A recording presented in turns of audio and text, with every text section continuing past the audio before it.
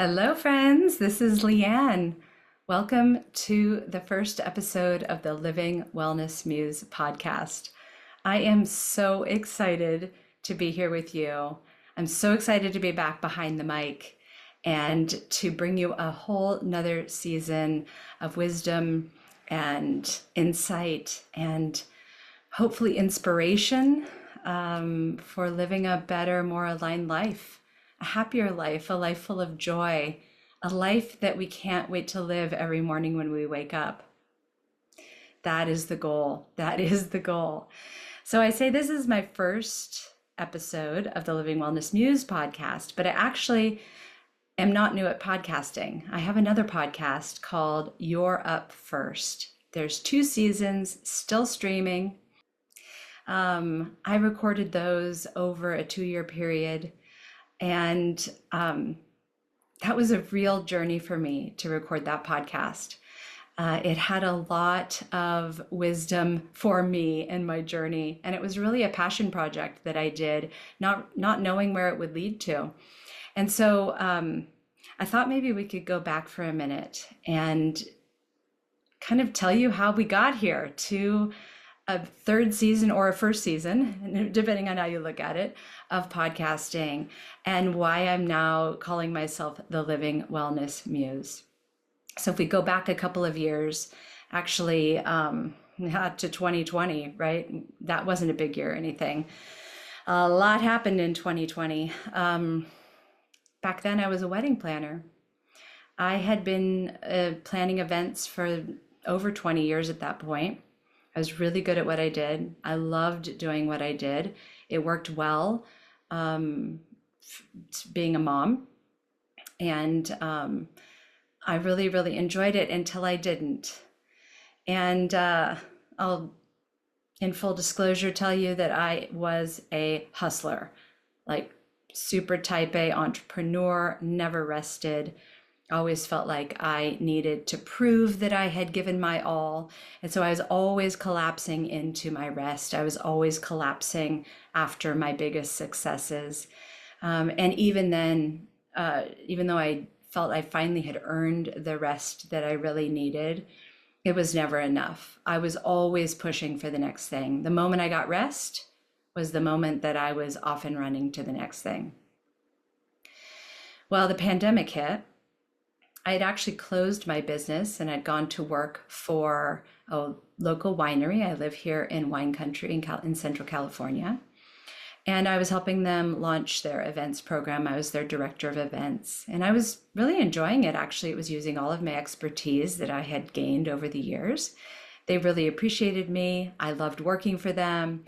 A lot was going right there until the pandemic hit.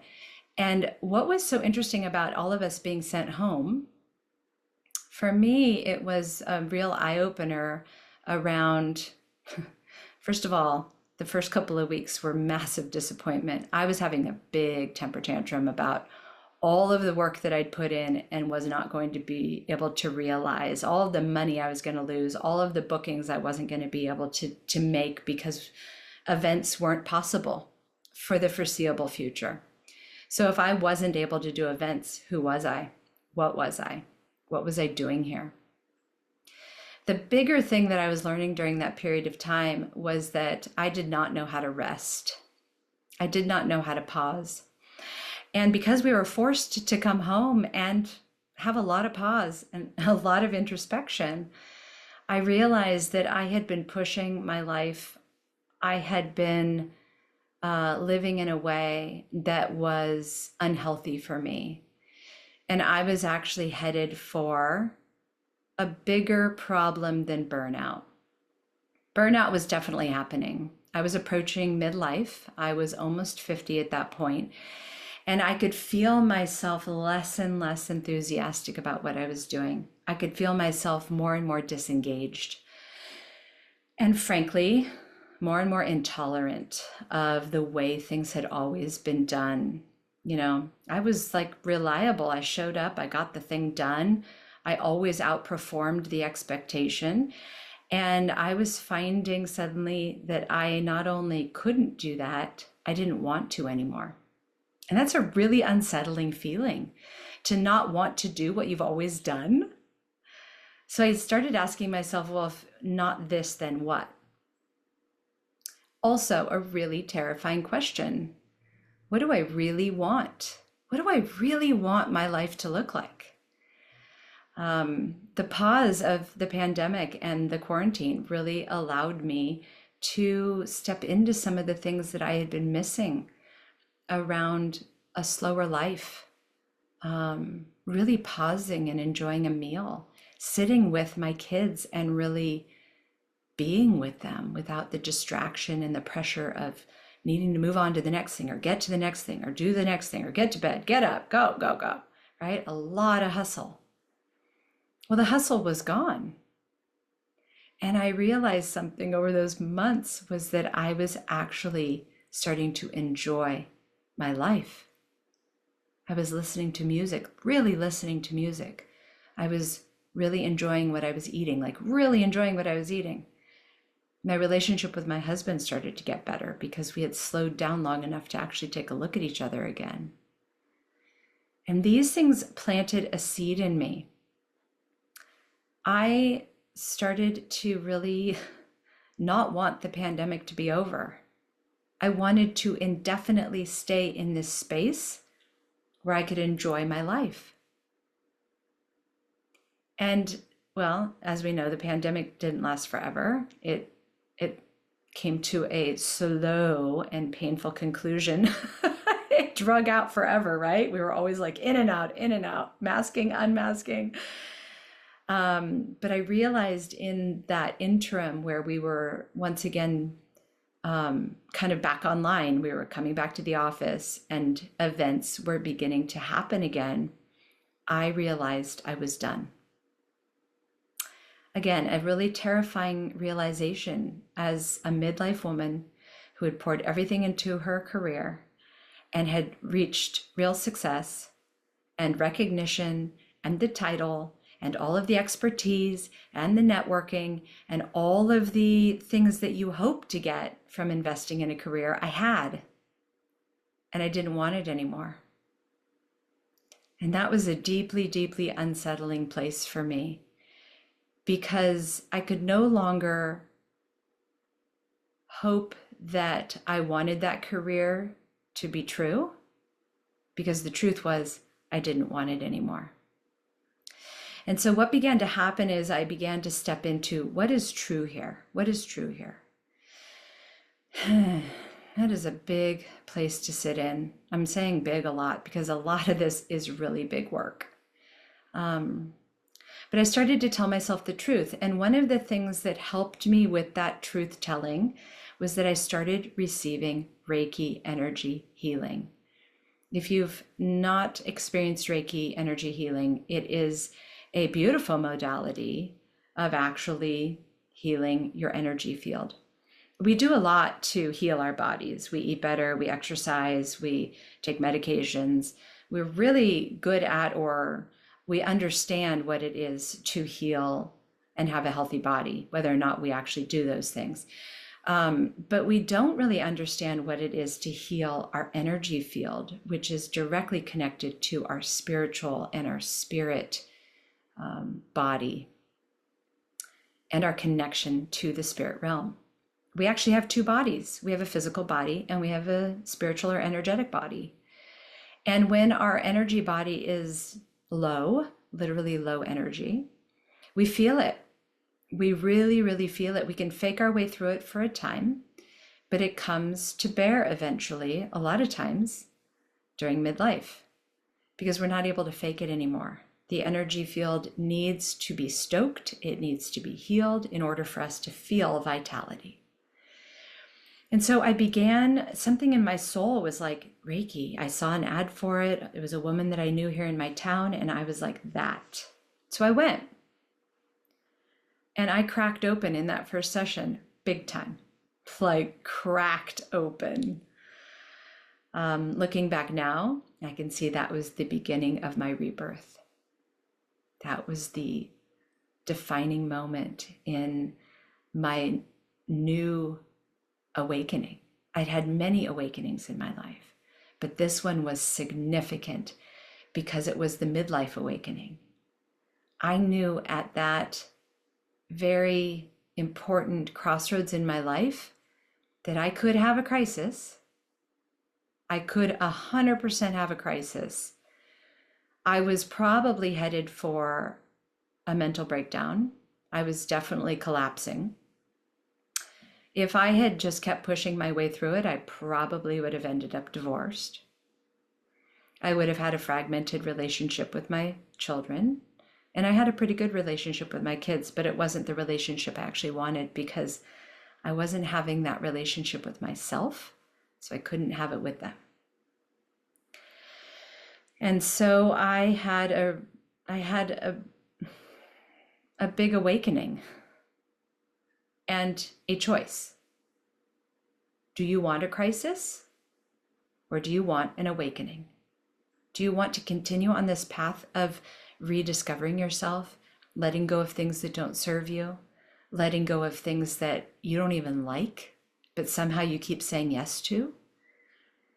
Do you want to do this with your eyes wide open and your heart healed? Or do you want to struggle and wrestle through this time, allow your body to fall apart, potentially need surgeries or need extreme mental health support? Or do you want to surrender to and allow this time to be the transformation it is designed to be? Midlife is designed to be transformative, not by accident, by design.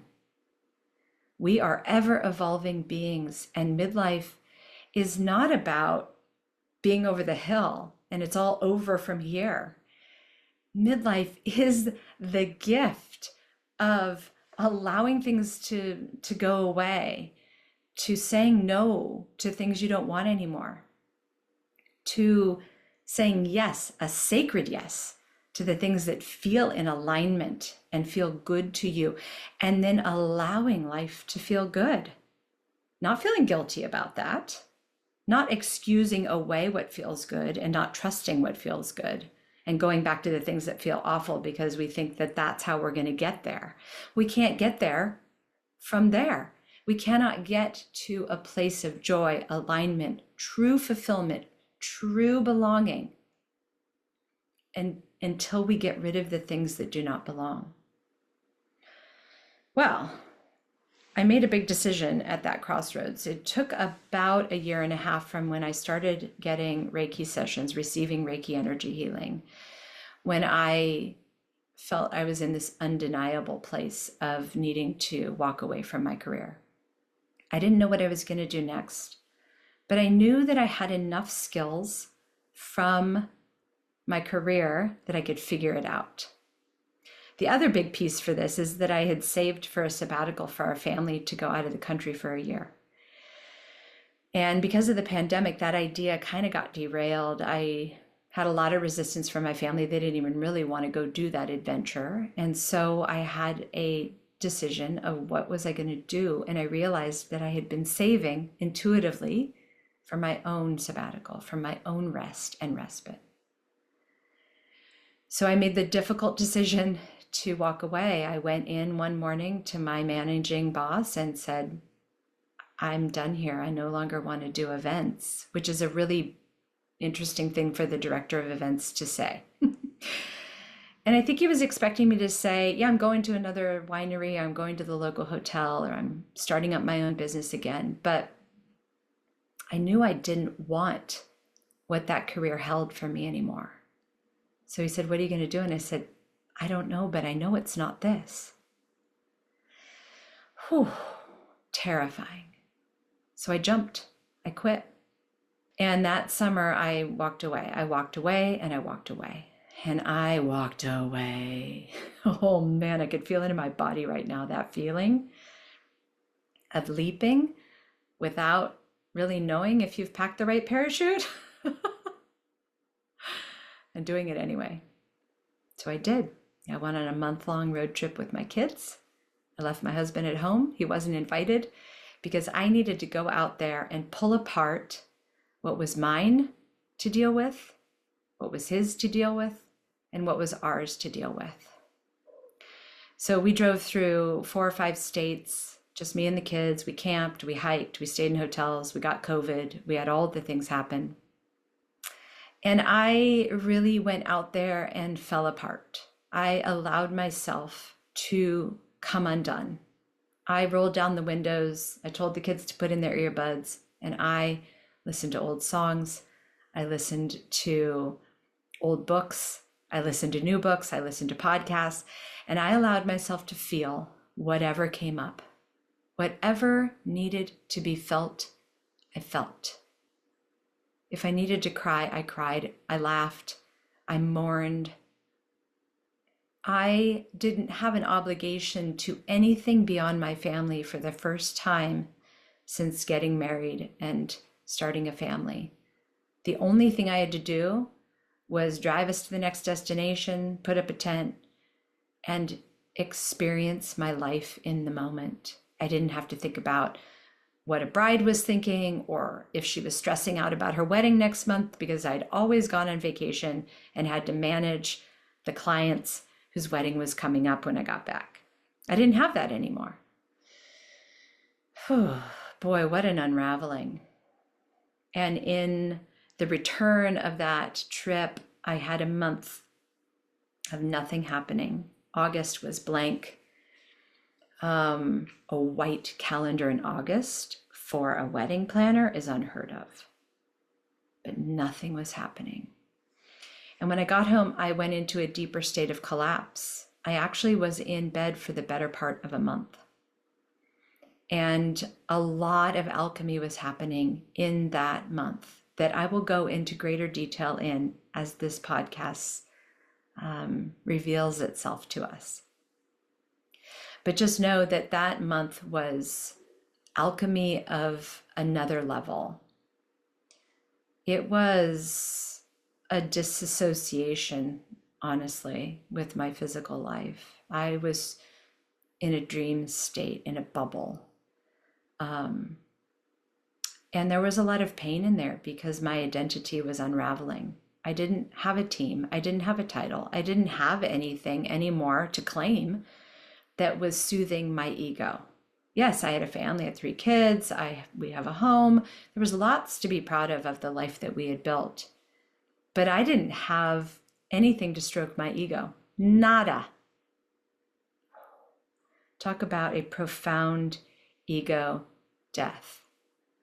And in this dying, I had a lot of self-doubt. I had made a huge decision in the midst of a lot of responsibility. We have a mortgage. We have 3 kids still at home in school. There was a lot of responsibility for me to show up for. And so for me to just wholesale walk away and not know what I was doing next, not even a career pivot, it was just a stepping away. And I thought this was going to last like a month or 2, but in month 3, I got struck by a lightning bolt to start a podcast. I didn't understand it, but I was like, well, what the heck? I mean, I'm out here to have fun. I'm out here to figure out what I want to do with my life. Let's just go for it. I'll find a job. I'll find a job next month. But this month, let's do a podcast. So from concept to launch that December, it was about 8 or 9 weeks. I was on fire. And the biggest surprise of that was how I was showing up for myself when nobody was expecting me to show up. Nobody was paying me to show up. Nobody could care less if I did a podcast. But here was the difference. I cared. I wanted it. I needed it.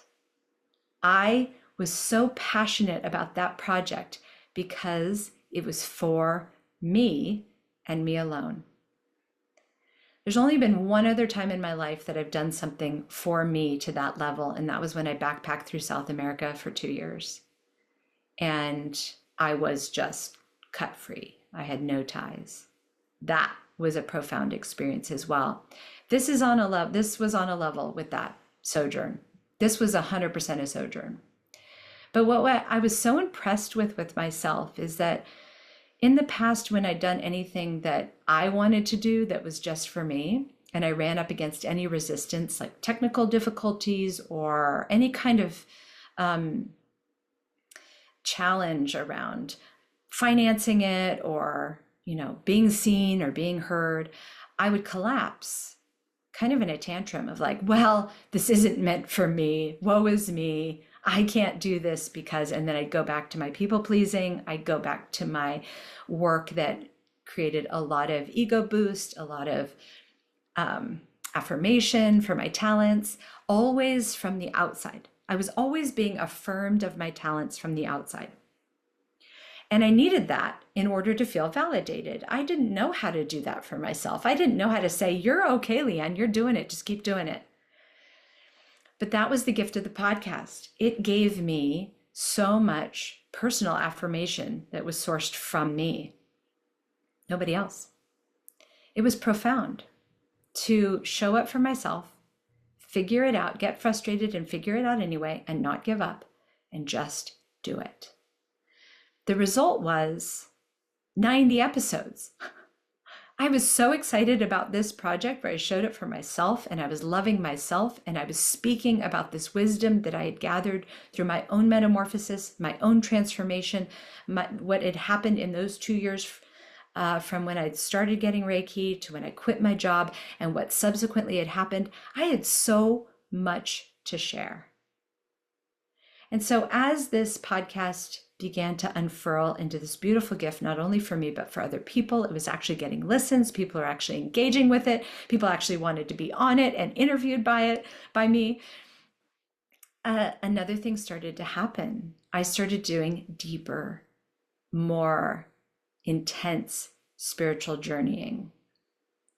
I was going to women's circles. I was going to opportunities where really big spiritual journeying was happening in the midst of other women. Big work of coming home to myself. It's what we call shadow work, and we need the shadow work. The shadow work is so important for our ability to come into the light and to actually birth something into the world. Our shadow work is where we look at ourselves and say, yep, that's true. And I love that part of me, and I'm going to love that part of me back to healing. And from the healing, I will have a gift and a pool of wisdom to share from that. And that is what we're all called to do. That healing that I welcomed and sojourned through does not make me special. It is on offer for all of us.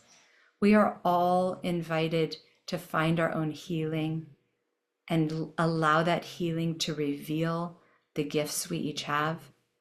And in revealing those gifts, what we are here to give back as our true calling here, whether or not we make a career out of it.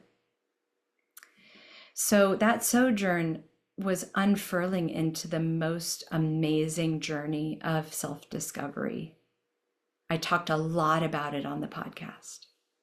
I was like real-time podcasting about what was happening.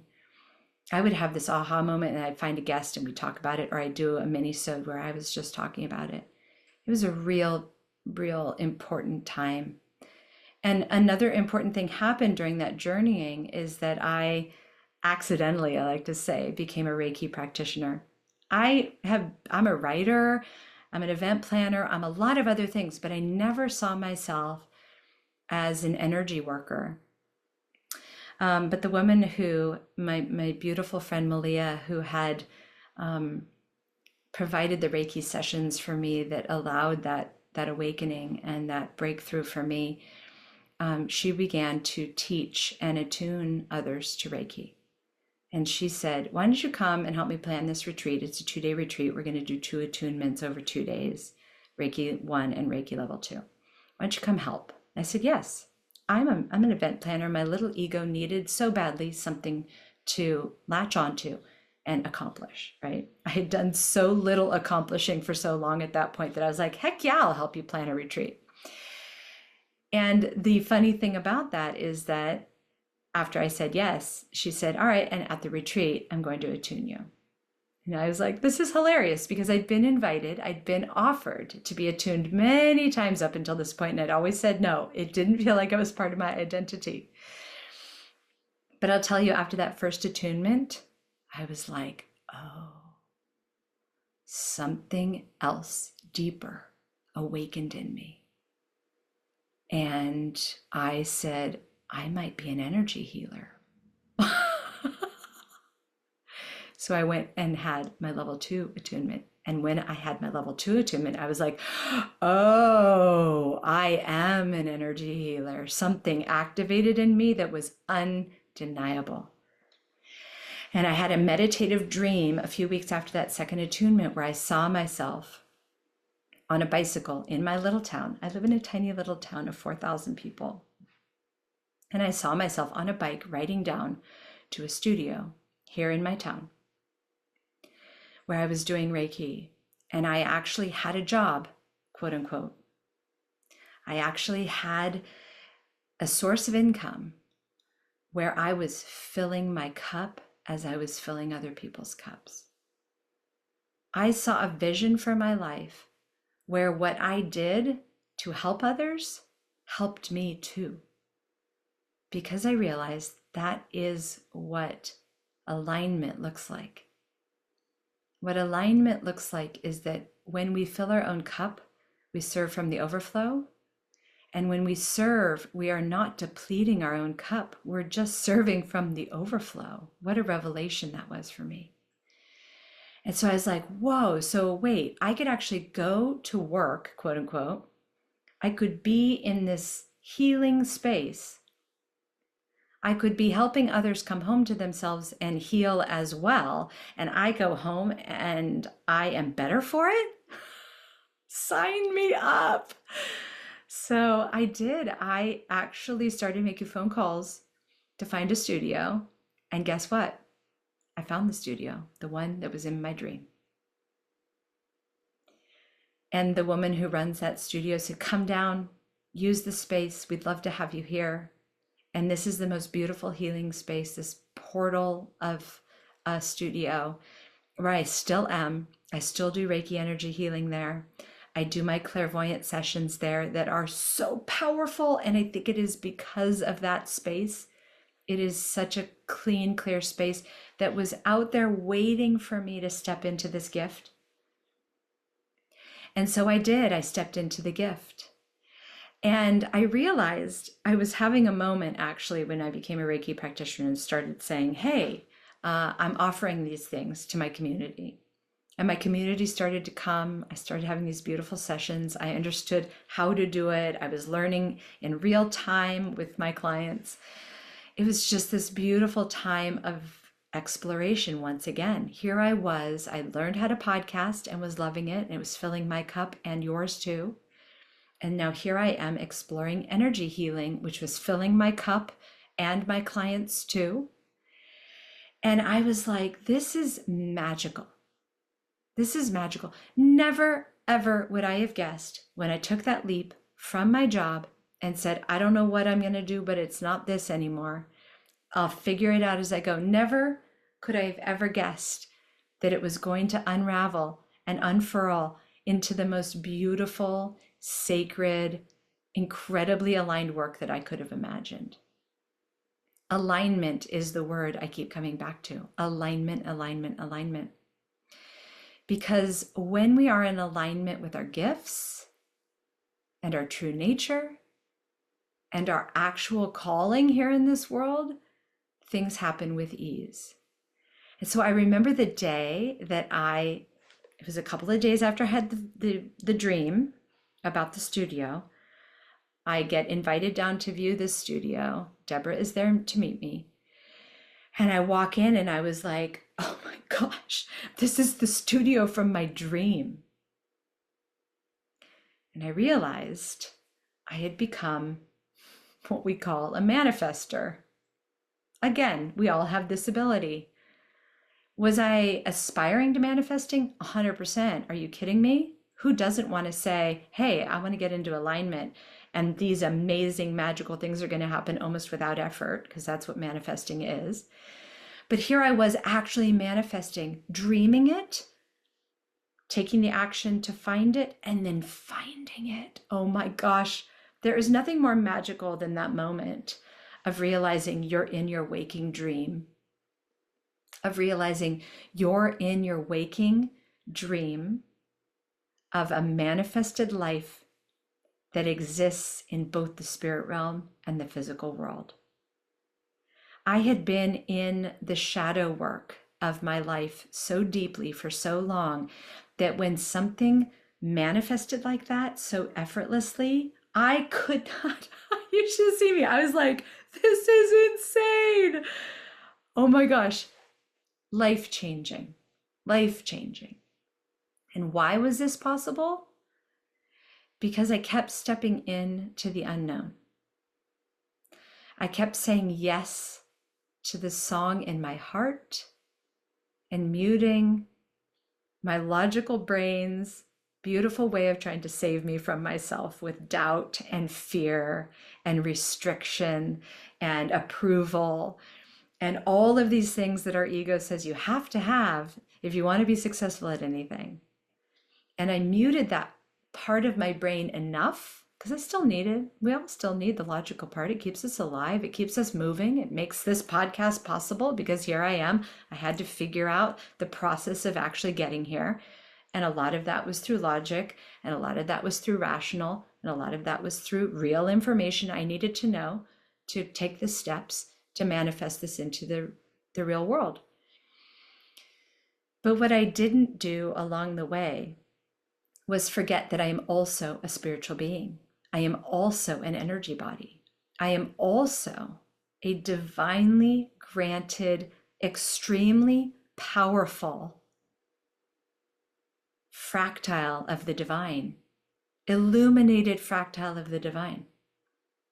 I have been sent here with a gift, and so have you. I am not special. I have just taken the steps, the painful healing, the painful looking at myself, the painful telling the real truth, the painful letting go, the painful saying no, and really cleaning up my life, my mind, my body, my space around me, where I live, what I listen to, who I talk to, who I spend time with. I cleaned all that up.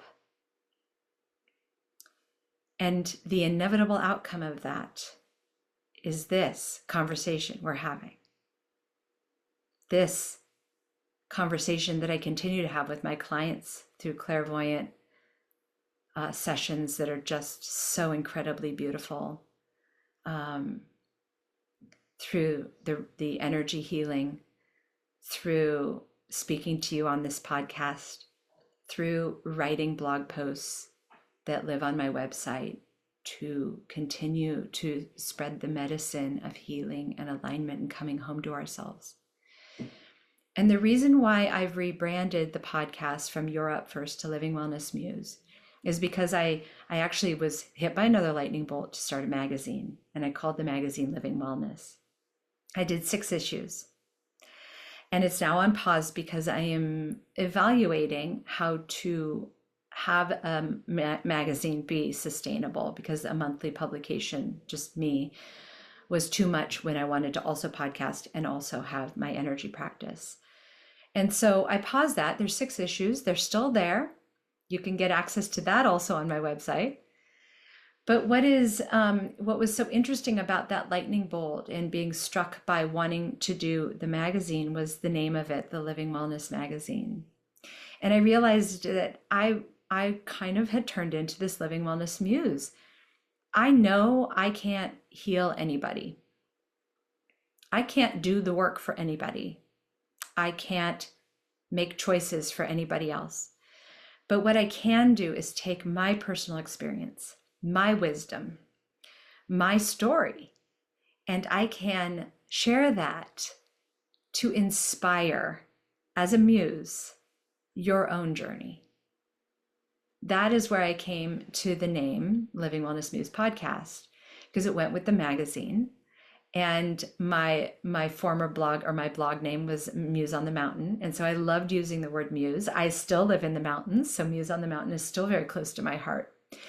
But Living Wellness Muse really was able to coalesce all these threads that I had been pulling as a podcaster, as a writer, and as a Reiki and energy practitioner. I was like, how do I meld these into kind of a cohesive brand, if you will? Not for the point of selling things, although that is part of what I do, but for the point of making it all of the parts of me that I love as complementary to each other. That's it. I just wanted them to complement each other. And so that is what I've done. It's the Living Wellness Muse brand. In that under that umbrella is this podcast. It is also a blog/magazine, and it is also an energy healing and clairvoyant practice where I step into the most beautiful heart space with people, and we tap the realms so that it's not my wisdom that's coming through, but theirs and yours. That's what we do in those sessions. We tap your wisdom. And it is the work of my life. I am here to say these conversations, the things that I write, those energy sessions are the work of the second half of my life. I have no regrets for the first half of my life. I did so many things that I would go back and do different. Oh man. But now I know they were the grist for the mill that got me here. Those things, those quote unquote bad choices were never bad. They just were. And they have brought me to this place of deep wisdom as an entrepreneur, a mother, a wife of 20 years, somebody who has sojourned both in the world and in her heart, in her life, in her spirituality. And I bring all of that to the mic to share with you. We are going to have interview style episodes on this part of the podcast, the Living Wellness Muse podcast, but we are also going to have the coolest club around. It is the private podcast club. It's still part of the Living Wellness Muse podcast, but it is going to be sessions more like this, where I'm speaking about wisdom around spirituality, career, family, relationships, and it's just a one-on-one conversation between us, where I'm sharing about my wisdom and my experience around these things, and hopefully illuminating a different way of looking at the world. I feel like that is my gift, to look at something and go, what is really going on there? And then sharing my perspective of what I think is really going on. The beautiful thing is that creates a connection point with us. That creates a point of where we are having a similar experience.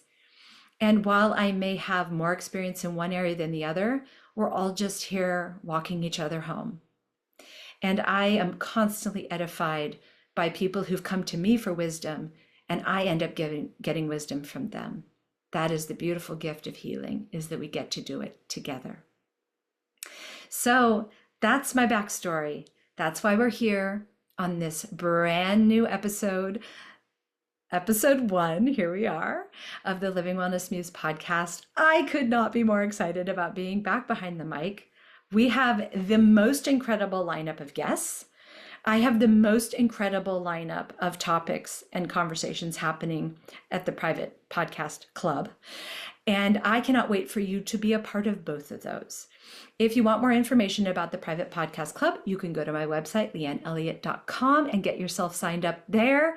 Those are weekly, sometimes maybe more, little episodes to edify your journey, your path to awakening, to alignment, to a better way of living that, like I said at the beginning, makes you spring out of bed in the morning and can't wait to live your day.